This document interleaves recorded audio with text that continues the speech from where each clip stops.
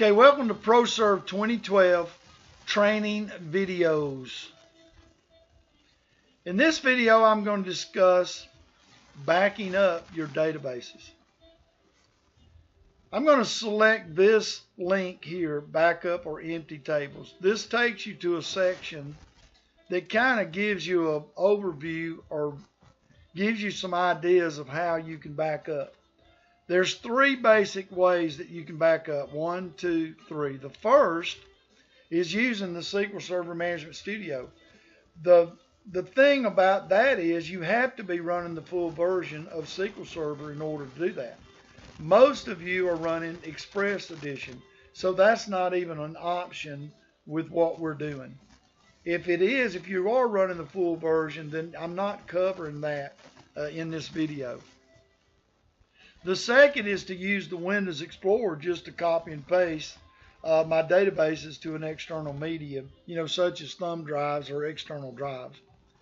And my third option is to use a professional backup software product specially designed for backup of SQL Server databases. Now I'm going to discuss option 3 because that's what I recommend. Now this option, I've got a link right here to a nice program that's one of the best that I've found. Now I don't have any affiliation to this company. I'm not getting any kickbacks or anything. I just simply, it's a very nice program that I found on the internet, and it's very reasonable. Now I know that $39 looks good, but there's a problem. My database are 7 in my system. So this is not going to work because it only backs up 5. You got to have the one here that's going to be unlimited, so it'll back up all 7 of the databases in ProServe 2012. This is the one that I recommend right there. It will basically allow you to back up and send your backups to Google Drive or Dropbox or things like that, okay? So that's what's real nice about it. You'll be able to schedule the work, schedule your backups. It will do it automatically. It doesn't have to do anything else. It's just almost a simple, easy way to get good backups and to have multiple backups. For example, you could back up for 7 days. Keep 7 days worth of backups, and then it'll start rotating them out as you do each backup. And it can be scheduled and it's automated, okay? Now let's go back here and let's take a look at this option too, using the Windows Explorer to do that. Well, I'm going to go ahead and close this out. I'm going to crank up my Explorer. I'm going to start at the C drive. I'm going to double click into SQL EasyB, and this is pretty much where it's going to be on most anybody's computer. You may have installed it and put it somewhere different, but this is pretty much where it would be. Here's my databases right here. There's 14 of them, but that's because there's a log file for each one. So there's actually 7 databases.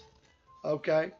Now I can't just grab that and say copy and then go somewhere and paste it, because these databases are attached to the SQL Server. If I had a bicycle and I rode it to the store, and when I got off of it, I put a chain on it so nobody would steal it. I went into the store, did my thing, came back out. I'm not going to just jump on my bike and take off with the chain on it. I'm going to have to unlock it and take the chain off. Well, this is the same principle here. These databases are attached to the SQL Server. They're chained to the SQL Server. And you have to unlock that chain, or you have to detach that database before you could really copy and then paste it somewhere. Let me show you what I would have to do to copy and paste. First, I would have to crank up my set config program, and if it's not on your desktop, you can find it under Start, Programs, EasyB Software is where to be. I have to click this to tell the program I want to detach.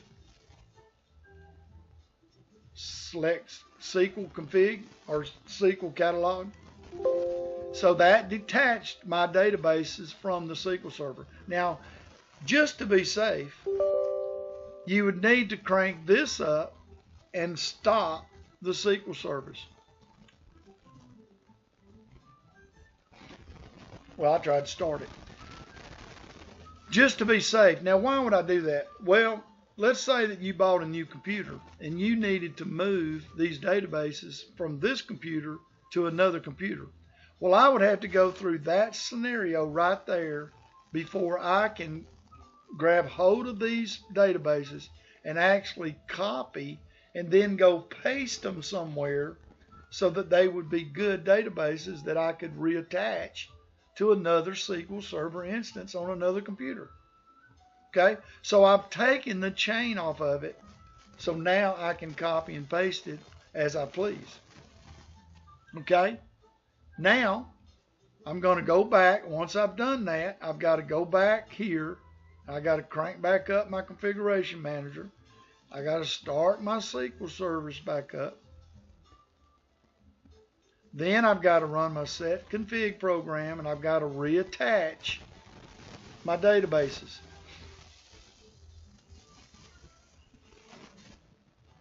It's already defaulted on to attach. I click that. Now I'm attached. Now I can crank up ProServe and go back into the program. Okay. Now, as you could see right there, that is a lot of stuff to have to do just to get a backup of the databases. That's why a program like this is really the answer. This is the best way to go. Okay. Now let me show you one other thing, and I'm going to conclude this video. I'm going to show you something that you cannot do. Okay. You cannot put these databases in your OneDrive while they're running, while they're attached. You can't put them in there and run them from the OneDrive. It's just not going to work. Now, if I shut down detached my databases, shut down the SQL Server, and then made a copy and did a paste, I could paste it into my OneDrive, and it would synchronize those backup databases to your cloud. But you're not going to want to run these databases while you're working in ProServe. You don't want those databases sitting on your OneDrive. That's a don't do. Don't even think it. Don't even attempt to do that. Leave these databases in your ProServe folder where they're supposed to be. Okay? I think that pretty much concludes this video. I hope that it was helpful. And if it was, be sure and give me a thumbs up on it. Thanks.